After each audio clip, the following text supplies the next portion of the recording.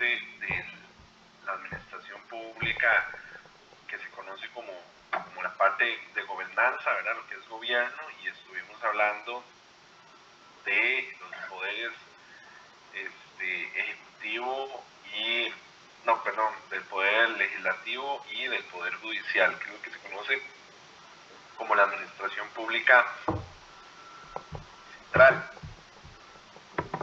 Y nos estaría haciendo falta el poder ejecutivo, ¿verdad? Que el poder ejecutivo es propiamente ya el que sí es administrado por el gobierno de turno, ¿verdad? Que cambia, en nuestro caso, cada 4 años, pero vamos a ver algunas particularidades y demás puntillos ahí, ¿verdad? Requisitos y demás cosillas que son importantes que manejemos. Ok.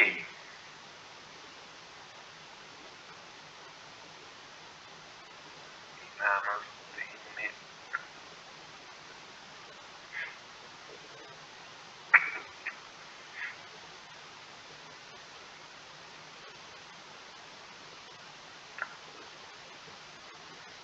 Ok.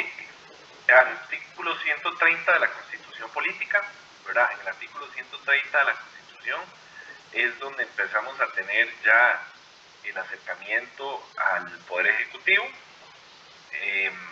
Es el artículo que nos define qué es el Poder Ejecutivo, y básicamente el 130 lo que nos dice es que el Poder Ejecutivo es ejercido por el pueblo, o lo ejerce en nombre del pueblo, ¿verdad? Recordemos, tanto el Poder Legislativo como el Poder Ejecutivo son nombrados por los ciudadanos, ¿verdad? En nuestro caso por el voto popular.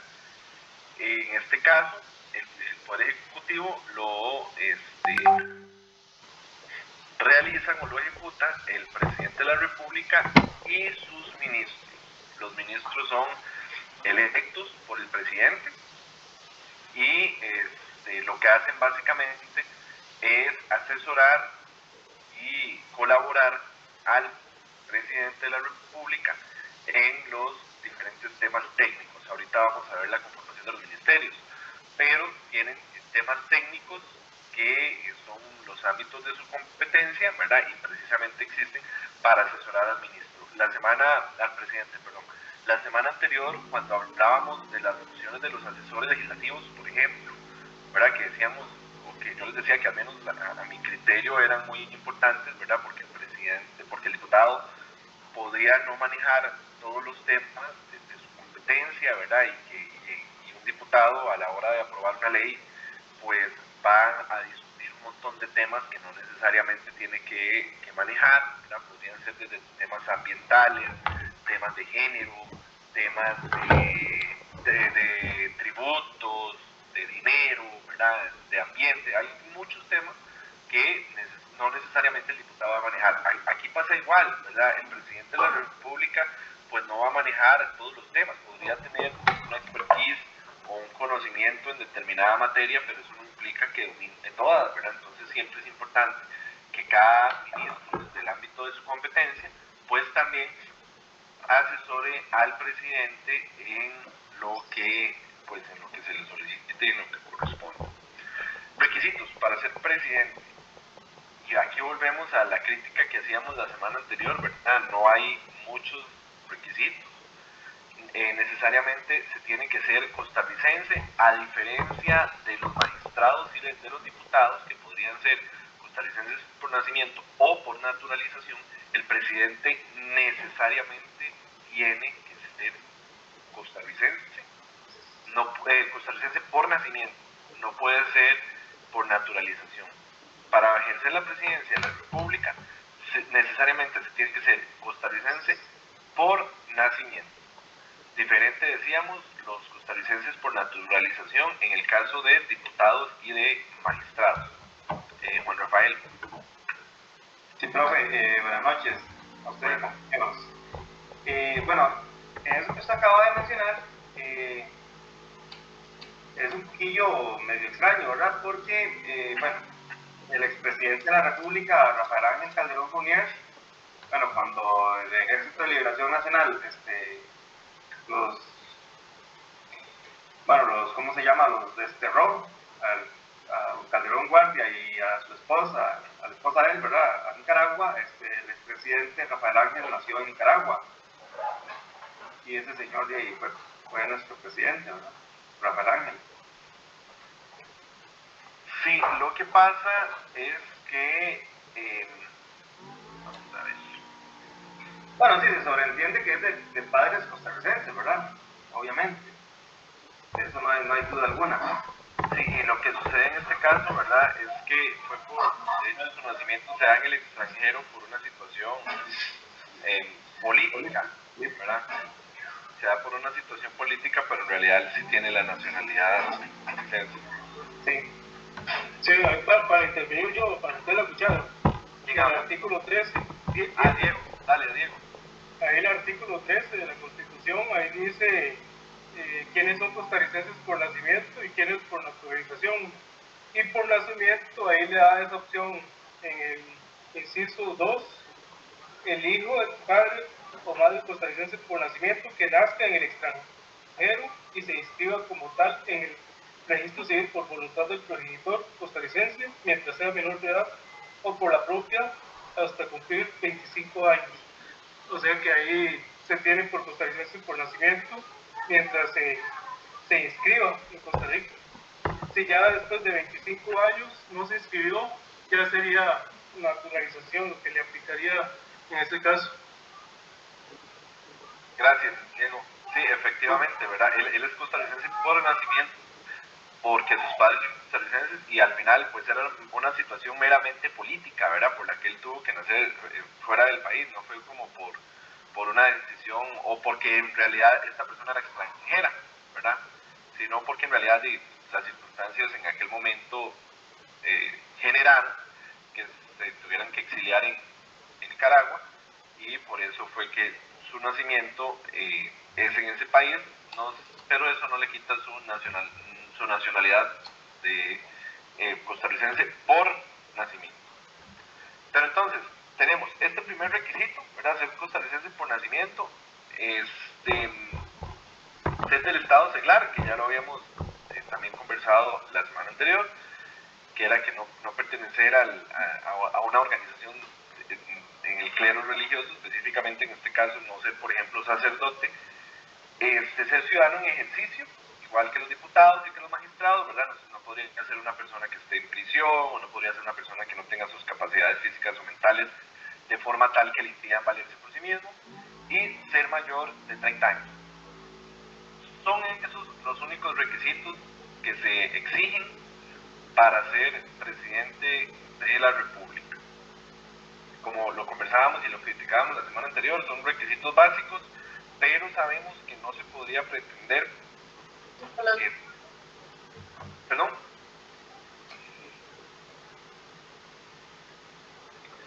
Que no los se cojan, o sea, hay algo ahí para empezar.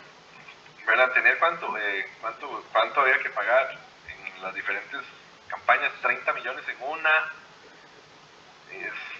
como 8 en la otra, y el PAC no sé cuánto anda pidiendo, creo que como 6 también. Sí, mucho dinero. Profe, sí. Vale una inscripción para una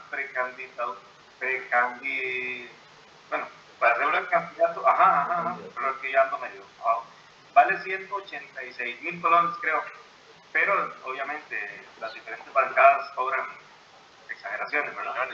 Millones. Sí.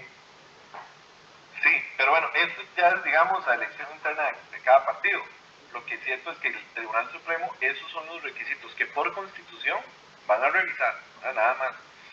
Y ya habíamos discutido por qué no se pueden solicitar más requisitos, como son, por ejemplo, requisitos académicos o de requisitos de otra índole.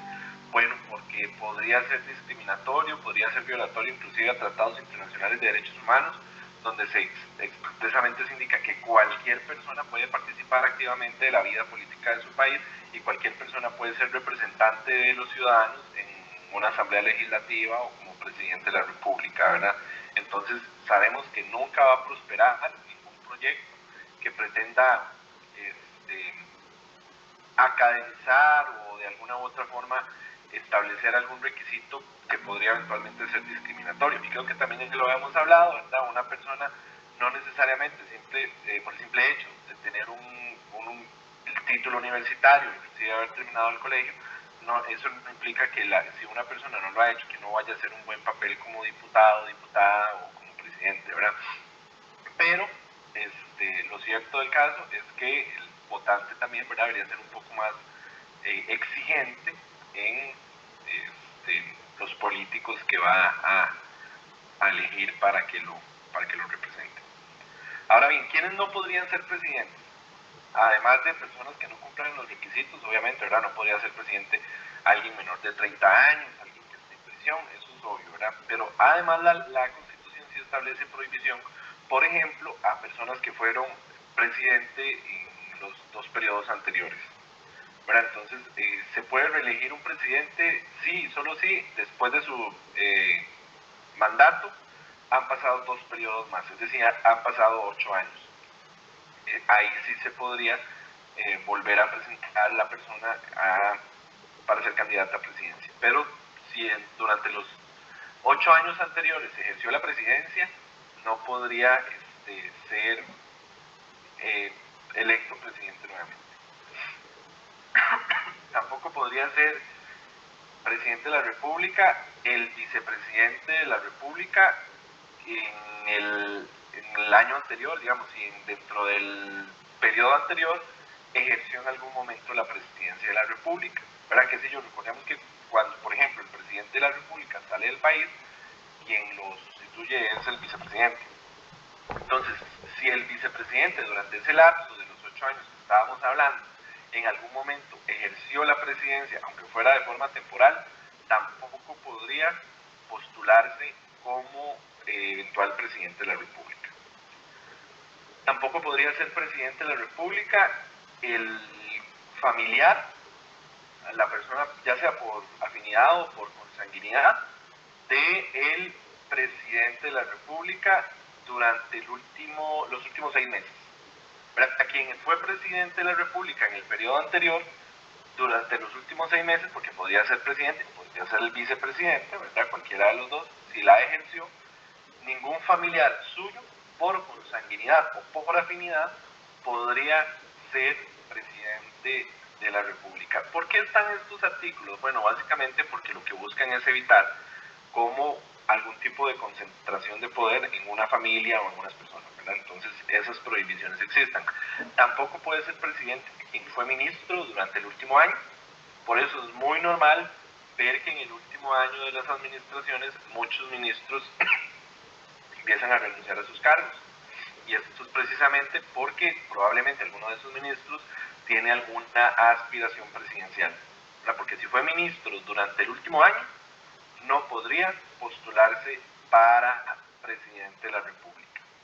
Tampoco podría postularse para presidente de la República los magistrados de la Corte Suprema de Justicia o del Tribunal Supremo de Elecciones, los gerentes de instituciones autónomas, gerentes o presidentes ejecutivos, y el contralor o subcontralor de la República. ¿Por qué es eso? ¿Por qué no pueden estas personas postularse para la presidencia? Y esto, igual que los magistrados, es durante el último año, básicamente para que no utilicen su puesto en la institución pública para la que laboran para hacer política. ¿Verdad? ¿Qué sé yo? Que el presidente ejecutivo de la Caja, durante el último año, y aprovechando que están en pandemia, empieza a hacer vacunaciones masivas, y vengan todos, y muy bonito, a decir, ahora sí, como yo tuve un puesto estratégico, me lanzo para presidente. No puedo precisamente como para no darle esa ventaja a la persona. Entonces, si durante el último año fui contralor, subcontralor, gerente o directivo de alguna institución autónoma, magistrado, no podría postularme para la presidencia de la República. Algo muy interesante que no toqué la semana anterior: no pueden las personas de un poder supremo una doble representación. Es decir, quien es magistrado no puede ser diputado, quien es diputado no puede ser magistrado, presidente. No pueden. Hay una incompatibilidad de funciones. Y esto es precisamente para evitar el conflicto de intereses y para evitar la violación a la separación de poderes. Recordemos que nosotros tenemos 3 poderes separados e independientes entre sí. Imagínense lo que es que, por ejemplo, yo sea seleccionado diputado, pero que también sea ministro, ¿verdad? Habría una incompatibilidad de poderes porque yo estaría tendría representación en 2 de los 3 poderes de la República. Entonces podría darse un tema de tráfico de influencias, de conflicto de intereses, ¿verdad? De tomar decisiones que podrían eventualmente estar concentrando el poder en una o en unas pocas personas. Entonces, no es compatible ningún cargo en un poder de la República con otro cargo del poder de la República. Es decir, no podríamos estar en 2 poderes a la vez. Algo muy importante es que, y yo no sé si ustedes lo han escuchado, tal vez en las últimas semanas o en los últimos meses inclusive, que muchas decisiones se han tomado en Consejo de Gobierno, o por ejemplo algunos nombramientos de directivos, de personas de diferentes juntas directivas de instituciones autónomas, se realizan por medio del Consejo de Gobierno. Pero ¿qué es el Consejo de Gobierno? ¿Y qué funciones tiene? Porque tiene funciones también muy importantes. El Consejo de Gobierno, una cosa es los ministros y otra cosa es el Consejo de Gobierno. Ahora, cuando nosotros estamos hablando de decisiones ministeriales o que el presidente tiene que tomar alguna decisión junto con un ministro, por ejemplo, los decretos son promulgados por el presidente con el ministro de ramo. Por ejemplo, todo lo que ha tenido que ver con pandemia, con temas COVID, restricción vehicular sanitaria, etcétera, son decisiones que se han tomado por el presidente de la República junto con el ministro. ¿Cuál ministro? El ministro de Salud, ¿verdad? Que es el que tiene la competencia. Y así sucesivamente con todas y cada una de las carteras ministeriales que existen en este país. Es decir, cuando estamos hablando de ministros, eso es a lo que nos referimos, al presidente con el diferente ministro. Pero cuando hablamos de Consejo de Gobierno, el Consejo de Gobierno es la reunión del presidente con todos sus ministros. Es decir, es el cuerpo colegiado de la totalidad del Poder Ejecutivo. No es el presidente con el ministro de ramo o el presidente con algunos ministros, es el presidente con todos los ministros. ¿Y por qué es importante el Consejo de Gobierno? Bueno, precisamente porque como los ministros se supone, ¿verdad? Se supone que son personas que tienen conocimientos técnicos en diferentes materias, ¿verdad? Cuando estamos todos en pleno, pues entonces podemos llegar a un consenso o a abordar un tema tal vez complejo con el punto de vista de todos los técnicos de las diferentes ramas, es decir, salud, educación, economía, industria, comercio, turismo, ¿verdad? Todos en conjunto y cada quien asesorando al presidente, pues, en la materia que le corresponde. Eso es lo que se conoce como Consejo de Gobierno. Caína. Profe, ¿y quién escoge los ministros? Los ministros los escoge el presidente de la República. Y los requisitos son requisitos básicos. Igual que todos los demás poderes, son requisitos básicos. Requisitos para ser ministro: ser ciudadano en ejercicio, ¿verdad? Lo mismo, creo que todos tienen este requisito, ¿verdad? Que es estar libre, no estar en prisión, tener capacidad mental, etc. Ser costarricense por nacimiento o por naturalización, con más de 10 años de vivir en el país, ¿verdad? No, perdón, con más de 10 años de haber obtenido la nacionalidad, como en los casos anteriores. Recordemos, todos los diferentes miembros de los poderes pueden ser costarricenses por nacimiento o por naturalización con más de 10 años de residencia. El único que no puede es el presidente. Con los ministros volvemos a tener este requisito. Ser del estado seglar, nuevamente se repite en todos, y tener más de 25 años. Esos son los requisitos que nuestra legislación pide para ser ministro. Es decir, Ninguno, básicamente, ¿verdad? No hay mayores requisitos, que volvíamos a los mismos de antes, ¿verdad? Y ser amigo o amiga del presidente. Porque sí, al final son empleados de confianza que pueden ser nombrados por el presidente, pues, pueden también ser destituidos por eso, sin ningún problema, porque no tienen ninguna estabilidad. Son puestos que no tienen ninguna estabilidad, como si lo tienen, digamos, otros puestos en la función pública. En el caso de los ministros no, y en cualquier momento podrían ser removidos esos puestos. O sea, los magistrados son los que tienen más requisitos. Más requisitos. Esto es como una... ¿Por qué los magistrados tienen más requisitos? ¿Verdad?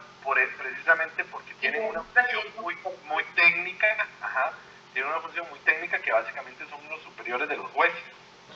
¿Verdad? Dice, para ser jueces requieren un montón de requisitos, como los superiores van a tener menos requisitos, ¿verdad? Entonces, por esa función tan importante es que se les piden más requisitos a los magistrados.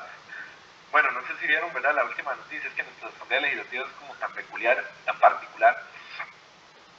Estuvimos rasgándonos de las vestiduras toda la semana anterior, ¿verdad? Por el nombramiento de doctor Solís en la OTE, donde se decían muchos diputados y diputadas que es que el señor no cumplía los requisitos de atestado. Y ayer se nombró a una magistrada, por cierto, que no cumplía requisitos, ¿verdad? O sea, que habían personas que técnicamente estaban más capacitadas. Ya la comisión legislativa que estaba estudiando estos nombramientos había desechado a esta persona y había propuesto una terna con personas más capacitadas, pero al final la Asamblea Legislativa, con 41 votos a favor, nombró a una persona que no tenía o no reunía los requisitos mínimos, o reunía requisitos mínimos, pero había personas que lo superaban. Entonces me da mucha gracia, ¿verdad?, ver cómo funciona la política en nuestro país y el peligro que, independientemente nos caiga bien un botón o no nos caiga bien, o estemos o no de acuerdo con ese nombramiento, el peligro que representa la violación a la división de poderes, ¿verdad?, cuando el poder legislativo empieza a pedir cuestionamientos sobre una decisión que recae 100% en el Poder Ejecutivo, ¿verdad? Estamos atentando contra la división de poderes, ¿verdad? Es como, me preocuparía ahora que fuera al revés, ¿verdad?, que el presidente de la República intentara repeler o intervenir en la decisión de por qué los diputados nombraron como magistrada a una persona que reunía menos requisitos que a otra, ¿verdad? O que los mismos miembros del Poder Judicial empezaron a cuestionar la decisión de la Asamblea Legislativa, ¿verdad? Podríamos estar atentando actualmente la división de poderes cuando intentamos intervenir un poder intenta intervenir en la decisión que corresponde única y exclusivamente a otro poder. Jessica. Profe, y los manipuladores que se dieron, o sea, ellos saben lo sensible que era ese tema, ellos sabían que con amenazarlos, con eso, iban a obtener de que tuviera que desistir, de que tuvieran que quitarlo para poner a la persona que a ellos les daba la gana y ya está. Sí, es complicado, ¿verdad? Creo que la gobernanza de este país es muy, muy complicada, y creo que las futuras administraciones tienen un reto muy grande, ¿verdad? Porque a veces los proyectos no avanzan simplemente porque, y yo lo he visto, he tenido la oportunidad de estar en reuniones, tal vez no necesariamente en la institución para la cual trabajo, sino tal vez en reuniones con instituciones interdisciplinarias, donde vienen proyectos muy buenos, proyectos súper interesantes, que traen progreso, desarrollo, y la gente simplemente, y más que todo esto es mucho de mandos medios, dicen sí, pero no lo vamos a hacer en esta administración. O sea, el proyecto no avanza simplemente porque no queremos que esto salga bien y que el logro sea de X gobierno o de X partido. Entonces, esto evita desgraciadamente que las cosas avancen, ¿verdad? Que no queremos que sea Liberación, que sea la Unidad, que sea el PAC el que se lleve el logro de haber creado tal cosa, ¿verdad? Entonces, desgraciadamente, ¿quiénes sufren al final? Nosotros, los administrados, ¿verdad? Cuando se detienen cosas esenciales, obras esenciales importantes, para el progreso y el desarrollo del país. Digamos, veámoslo ahora, por ejemplo, con el diputado, con el ministro del Ministerio de Obras Públicas y Transportes, ¿verdad?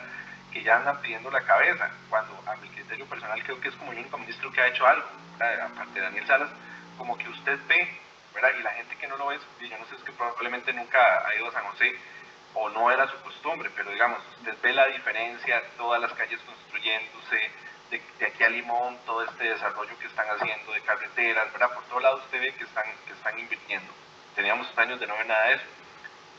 Y obviamente, pues políticamente estamos de cara a unas elecciones, ya la gente, ¿verdad? Los diputados pidiéndole al Ejecutivo, por ejemplo, que suspenda todas las obras que ya están en ejecución, que se fueron asignadas a MECO y a HSOL, bueno, no se puede hacer, además, pues ya se pagó, y además de que ya se pagó, ahora vamos a dejar la obra ya a medio camino, así como algo como lo que pasó en La Trocha, y no, pues sigamos la obra, y ahí después, si hay que cobrar plata, meter gente a la cárcel, lo que haya que hacer, pues que se haga, ¿verdad? Pero el país tiene que seguir caminando. Obviamente aquí también hay muchas decisiones pues políticas que obviamente juegan mucho y que calan en el intelecto de las personas, pero que no dejan de ser un peligro, ¿verdad?, para el desarrollo del país, porque al final los únicos afectados somos nosotros, ¿verdad? Pero bueno, desgraciadamente a veces nosotros nos cuesta también mucho entender como esta parte política.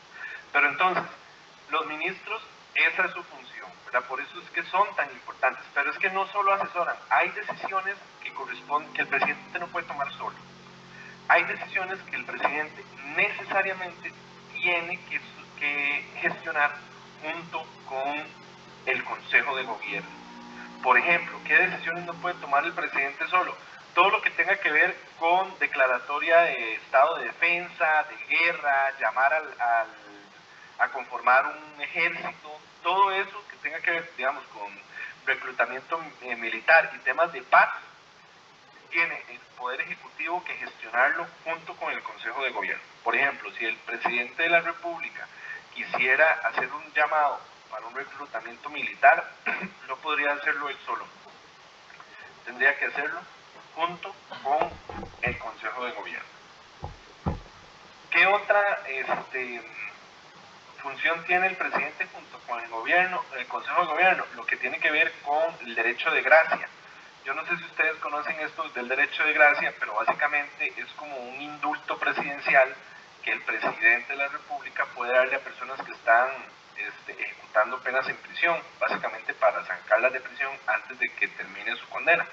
Y es por cuestiones muy, muy particulares que están estipuladas en la ley, ¿verdad? No es como que ahora el presidente puede ir a la cárcel y empezar a sacar a quien le dé la gana. No, o sea, es personas que reúnen un montón de requisitos, básicamente delitos menores, ¿verdad? Lo que son hurtos, tráfico de drogas, ese tipo de cosas, digamos, y hablando de tráfico de drogas, no de crimen organizado, ¿verdad?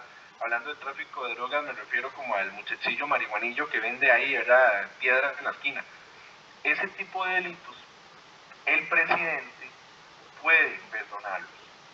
De hecho, es muy común, a veces se hace una actividad, casi siempre el Día de la Madre, ¿verdad?, donde el presidente va y libera a una mujer, ¿verdad?, en la cárcel de mujeres, que ya tiene ciertos requisitos, buen comportamiento, es decir, tiene un montón de estudios de adaptación social que le permiten, pues, ejercer ese derecho, ¿verdad? No es como que, ay, ahí está mi prima, descontando pena de prisión, voy a ir a sacarla, ¿verdad? No es así como funciona.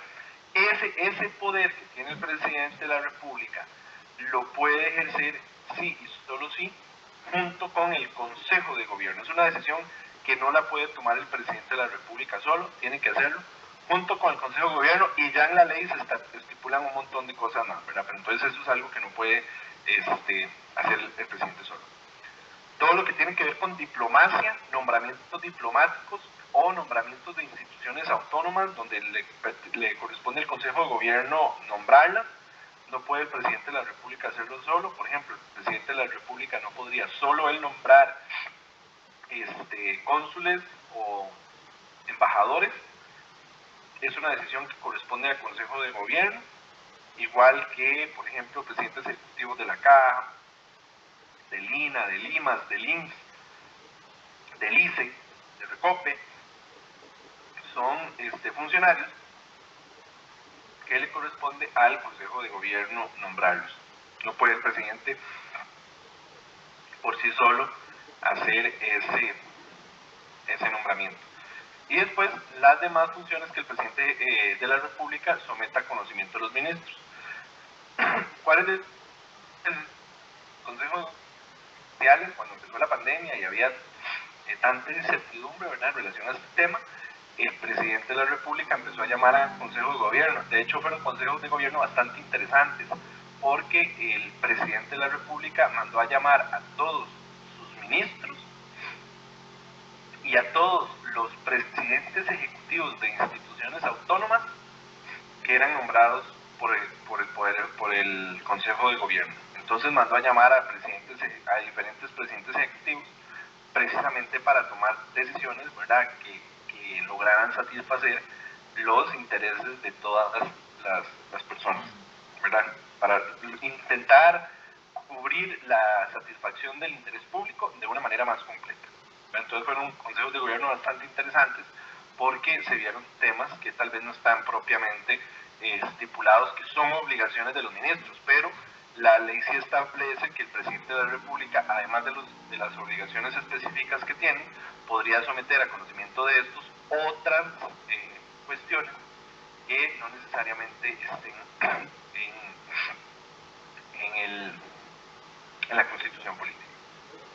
Ahora bien, ¿cuántos ministerios tenemos? Juan Rafael. Profe, y cuando el presidente quiere decretar X cosa, quiere tomar la decisión él solo, no podría, sería una decisión nula, ¿verdad? No podría, sí podría tomarse una decisión técnica solo con el ministro de ramo, ¿verdad? Solo con el ministro de ramo, y eso lo encontramos en el artículo 141 constitucional, ¿verdad? El artículo 141 constitucional y el artículo 146 constitucional dicen que los actos tendrán validez cuando los tome el presidente junto con el ministro. ¿Cuáles actos? Cualquiera que no tenga que ver con decretar la guerra, que no tenga que ver con el indulto presidencial o el derecho de gracia, lo que no tenga que ver con nombramientos diplomáticos o nombramientos de personeros de junta directiva, esas decisiones tiene que tomarlas en consenso, ¿verdad?, junto con todos sus ministros. Las demás podrá tomarlas únicamente con el ministro de ramo, no ocuparía a todo el consejo, pero no puede tomarlas solo.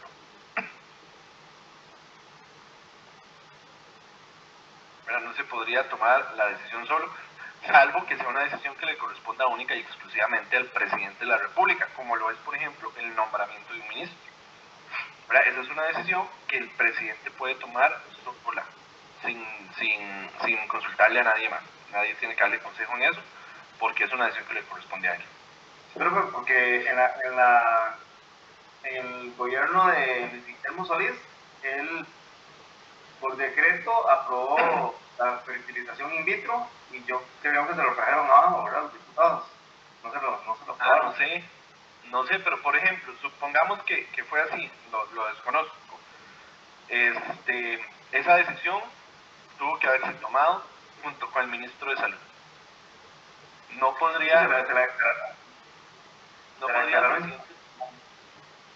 ¿Y por qué fue? Porque la firmó solo él. Creo que sí, él por decreto aprobó el in vitro. Sí, si la firmó solo él, podríamos estar ante una norma, estaríamos ante una norma inconstitucional, porque inclusive, o sea, Luis Guillermo Solís lo que hace es un profesor universitario, como el curso de historia, ¿verdad? O sea, ¿qué puede saber él cómo va a emitir un decreto, por ejemplo, de cómo aplicar una fertilización in vitro si él no es técnico en esa materia? ¿Verdad? Entonces claramente estaríamos ante una nulidad de un acto, porque hacía falta la firma del ministro de ramo, en este caso del ministro de Salud.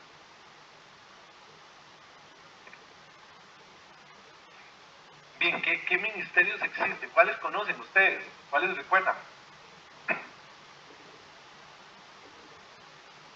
Profe, el Ministerio de Hacienda, el Ministerio de Salud, el Ministerio de Educación. Sí, los más famosos. Ministerio de Obras Públicas y Transportes. El del MES. ¿Qué hace el Ministerio de la Presidencia, por ejemplo?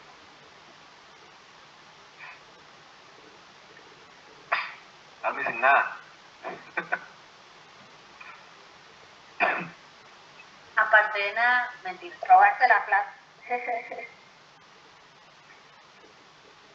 El Ministerio de la Presidencia, por ejemplo, es un ministerio estratégico porque es un ministerio que sirve de enlace entre la Presidencia de la República y los demás poderes del Estado, ¿verdad? E inclusive con la sociedad civil, ¿verdad? Pues obviamente es muy difícil que el presidente de la República pueda atender a todas las personas que le hacen consultas, que vienen a buscarlo, ¿verdad? Las agendas son muy apretadas. Entonces el Ministerio de la Presidencia pues sirve como enlace, ¿verdad? En algunas ocasiones donde el Ministerio de la Presidencia puede recibir consultas, asesorías, preguntas, inquietudes, y una reunión con el presidente de la República las filtra, ¿verdad?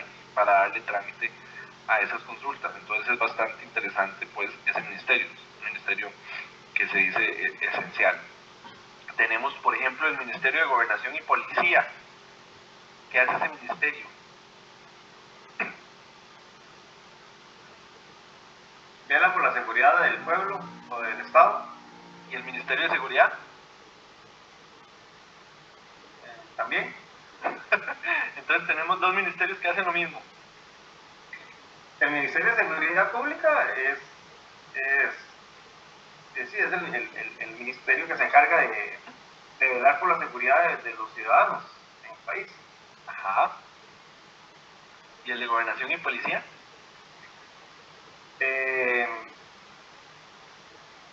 Sinceramente yo hasta ahora lo escucho todo. Es que muchas veces, y por eso la pregunta la hice con trampa, porque siempre tendemos a pensar lo que Juan dijo. Uno siempre tiende a pensar lo que Juan dijo. Juan, ¿ibas a decir algo? Sí, tiene que ver con migración. Correcto. Con migración, también creo que todas las provincias tienen un gobernador. O ya no. Bueno, ahora lo que tienen es un alcalde, pero ahí tendremos una exposición bastante... No, pero es como el que está a cargo de la provincia, de toda la provincia. Yo creo que también está en el Ministerio de Gobernación y Policía, ¿no? Lo que hay es como pero es que no sé a qué te estás refiriendo realmente. Sí se tiene, por ejemplo, ya, pero por estructura orgánica del Ministerio de Seguridad, y aquí volvemos y nos pasamos al otro ministerio, ¿verdad? Hay como jefaturas encargadas de provincias, de cantones, pero jefe policial, que eso va más en la parte de seguridad pública. Pero sí, efectivamente el Ministerio de Gobernación y Policía básicamente tiene una función más enfocada como a temas de propaganda, de todo lo que tiene que ver con migración, todo lo que tiene que ver con temáticas va mucho con el tema de gobernanza, de pobreza, ¿verdad? Va muy enfocado como a esa temática. Por ejemplo, la imprenta nacional, donde se publica la Gaceta, pertenece al Ministerio de Gobernación y Policía. El Ministerio de Justicia y Paz es otro que a veces se suele confundir. Estos tres se confunden mucho, Gobernación y Policía, Seguridad y Justicia y Paz. El Ministerio de Justicia y Paz va más enfocado como a temas de perspectiva de violencia, de prevención de la violencia, ¿verdad? No va tanto enfocado a seguridad o al tema de gobernanza del país, sino que va más enfocado a prevenir la violencia, a promover la paz, la armonía. Por ejemplo, la Procuraduría General de la República es una institución que pertenece al Ministerio de Justicia. El Ministerio de Justicia y Paz, el Registro Público Nacional, ¿verdad? Es otro que pertenece a este ministerio, y es precisamente por esa función que tienen, como de darle un poquito de tranquilidad a los ciudadanos. ¿Listo? Profe, el Ministerio de Justicia y Paz no tiene que ver también con cárceles. ¿Estás muteado?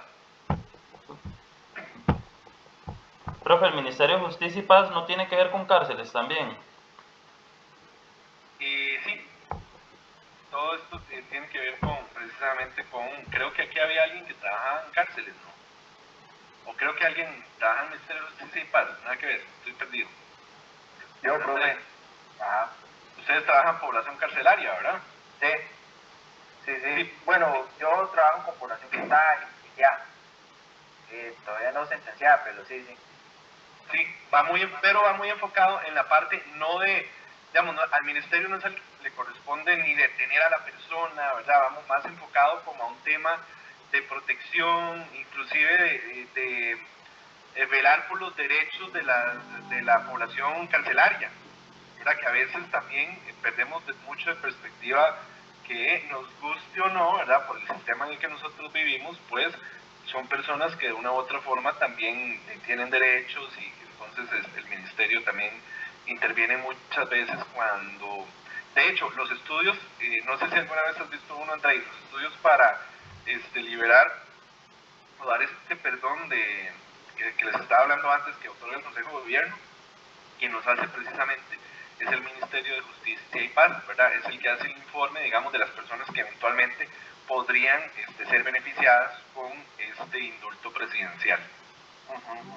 De hecho, sí, profe, digamos que este ministerio se encarga como de darle a la persona las herramientas, ¿verdad? Como para que pueda tener una conducta ya diferente al momento de un egreso, ¿verdad? Qué sé yo, reformular un poco la forma de pensar en cuanto a la comisión del delito que tuvo, dependiendo si fue por violencia, drogas, que ellos se someten a todo un plan de atención técnica, ¿verdad? Es como ayudarles a reinsertarse en la sociedad. Exactamente. Sí, tiene un enfoque más humano que, digamos, el de seguridad pública, que el de seguridad pública tal vez es un poco más represivo, ¿verdad? Y ambos son necesarios, obviamente, ambos son necesarios, porque también pues ocupamos la represión en algunos casos, ¿verdad? Cuando, por ejemplo, se están dando actos de violencia, la violencia doméstica, entonces el policía puede llegar ahí, intervenir, ¿verdad? Etcétera, etcétera. Entonces, esas son funciones que le corresponden a otro ministerio, ¿verdad? Entonces ya después, ok, le vamos a dar atención a esta familia agredida, entonces ya ahí entra el Ministerio de Justicia y Paz, pues para también dar un abordaje ya de sanar, por decirlo de alguna forma, a la persona. Por ahí yo creo que Karina tenía la mano levantada. Profe, ellos son policía penitenciaria. No sé, ¿usted es policía penitenciario, André? No. Usted es como más de la parte administrativa. Sí, yo trabajo... Pero el Ministerio de Justicia y Paz, ellos son... Ok, ya sí. Ajá. Sí, no es fuerza pública, Sí, cada centro penal tiene su respectiva policía, ¿verdad? Y los jefes que se encargan de velar por la seguridad, y es como una organización que ellos tienen, ¿verdad? Que está jefe, su jefe, gestores, etcétera. ¿Alguien hablaba por ahí? Lo mismo que la actuación social. Sí, no, profe, es lo mismo que la actuación social. Sí, correcto.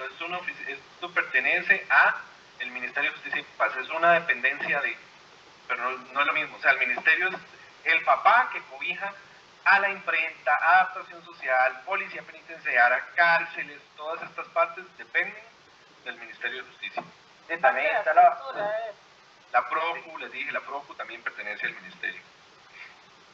Todo eso está en las oficinas centrales en San José. Correcto. El Instituto de Criminología también, todo es como uno solo. Pero entonces, y así encontramos un montón de ministerios más, ¿verdad?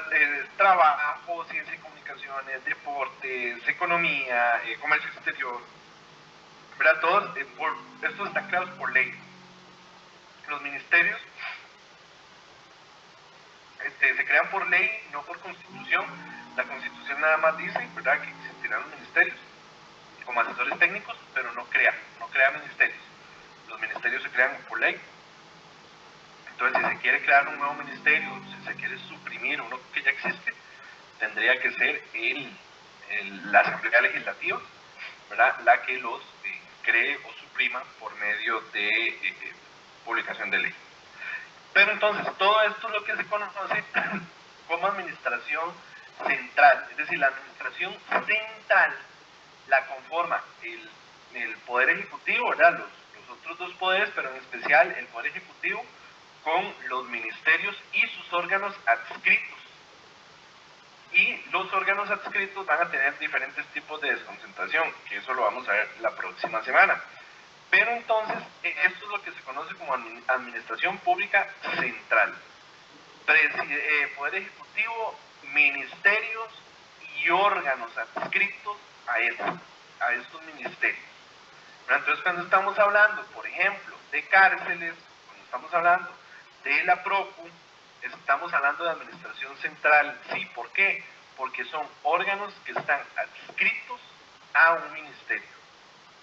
CONAVI, COSEBI, son instituciones que están adscritas a un ministerio, en este caso al Ministerio de Obras Públicas y Transportes, ¿verdad? Cuando decimos que un órgano está adscrito es porque pertenece a la estructura, pero no es una oficina más, sino que tienen ciertos grados de libertad, ¿verdad? De hecho, creo que ahora Andrei lo explicó muy gráficamente diciendo hay gestores, hay jefes, ¿verdad? Es porque son órganos que dependen o están adscritos, como su nombre lo indica, a un ministerio, pero que tienen ciertos grados de libertad que, ¿cómo voy a saber yo cuánta libertad tiene este ente? Bueno, me voy a la ley que lo crea, ¿verdad? Y cuando yo reviso la ley, ahí es donde yo podría ver el grado de libertad que se conoce como desconcentración, el grado de desconcentración que tendría la institución.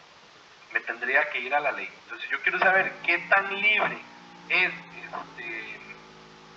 la policía penitenciaria, pues me tendría que ir a la ley que crea este organismo para saber, primero, si está adscrito o no a una institución, a un ministerio, ¿verdad? Y ahora sí, si está adscrito, cuán desconcentrado está, es decir, qué tan libre es. Y existen dos tipos de desconcentración que vamos a ver más adelante en la próxima clase, que es desconcentración máxima o desconcentración mínima, ¿verdad? Dependiendo de los grados de libertad que tengan las instituciones. Ahora, versus a la administración central, encontramos la administración descentralizada, que son todas aquellas instituciones que no forman de ninguna forma forman parte de esta estructura central de la que estamos hablando, es decir, que no son instituciones que están adscritas ni a ningún poder de la República, es decir, ni al Ejecutivo, ni al Legislativo, ni al Judicial, y que tampoco pertenecen a ningún ministerio, es decir, son instituciones que tienen un grado de libertad mucho más amplio que el de las instituciones con desconcentración, ya sea máxima o mínima. Es decir, la administración descentralizada son todas aquellas instituciones, básicamente las instituciones autónomas, semiautónomas, empresas públicas y entes públicos no estatales. Eso serían las administraciones descentralizadas, cada una también creada por ley, tienen que ser creadas por ley y con una competencia específica. Y tendrían estas instituciones descentralizadas, tienen personalidad jurídica diferente al Estado. Creo que ya habíamos adelantado un poco esto, ¿verdad? Cuando yo, por ejemplo, voy a demandar a una institución que pertenece a la administración central, las instituciones de administración central no tienen una personalidad propia, dependen del Estado. Entonces, su representación siempre la realizará la Procuraduría General de la República, siempre. No pueden representarse a sí mismas. Mientras que la administración descentralizada, como no son instituciones que bajo ninguna forma pertenecen a la administración central, sino que son descentralizadas, al tener personalidad jurídica propia se pueden representar a sí mismas. No necesitan la representación estatal, es decir, no necesitan ser representadas por la Procuraduría General de la República, pueden representarse a sí mismas. La próxima semana, yo les dije, chiquillos, que hoy era rapidísimo, y ya son las 7. La próxima semana veríamos el último tema. Es un tema muy, muy, muy interesante, que sería precisamente la desconcentración y la descentralización.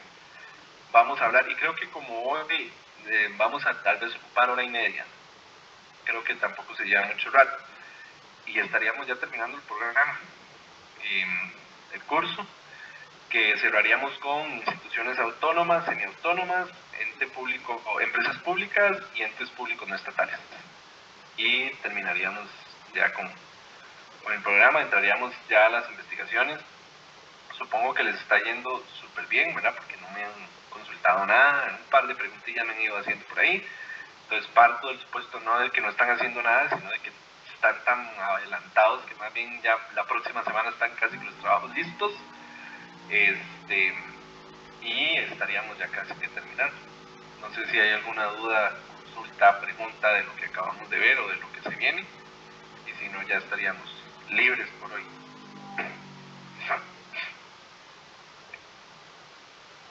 Profe, una pregunta. ¿Por qué el Instituto Nacional de Seguros, siendo una institución autónoma del Estado, se llama a sí misma Grupo INS? Ya le digo porque desconozco la ley del instituto. Ellos sí son autónomos, ¿verdad? Ellos son autónomos. Sí, ya le digo.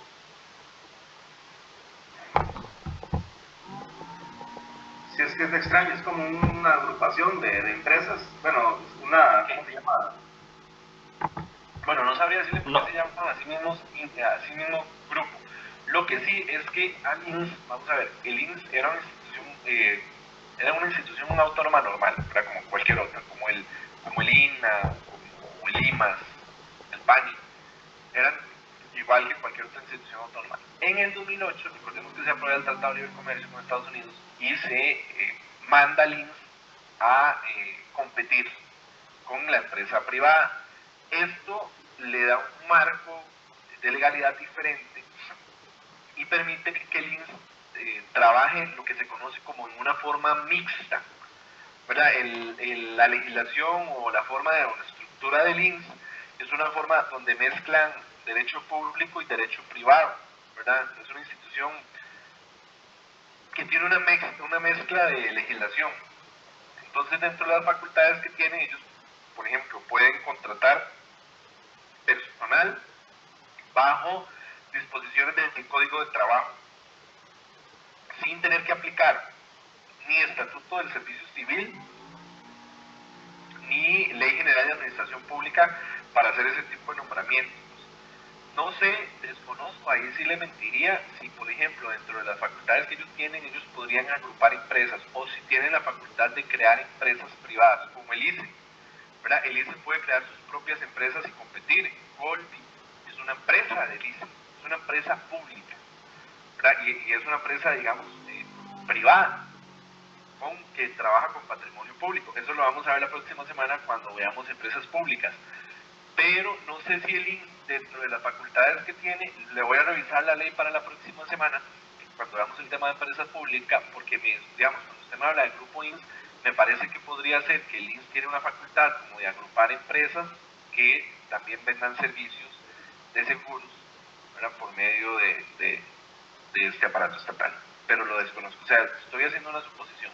Sí, quizás, supongamos que de seguro él también creó empresas. Sí, probablemente. Sí, porque sí lo pueden hacer. Y los bancos, por ejemplo, los bancos públicos también pueden crear empresas privadas. Podrían crear empresas privadas con patrimonio público. Pero tienen ciertos requisitos. Eso lo vamos a ver la próxima semana. Profe, administración central y administración descentralizada, ¿verdad? Correcto. Administración central, Poder Ejecutivo y ministerios y órganos adscritos a estos, y administración descentralizada, la que no depende bajo ninguna circunstancia de la administración pública central, es decir, instituciones autónomas, semiautónomas, empresas públicas y ente público no estatal, que son los 4 que vamos a ver la otra semana.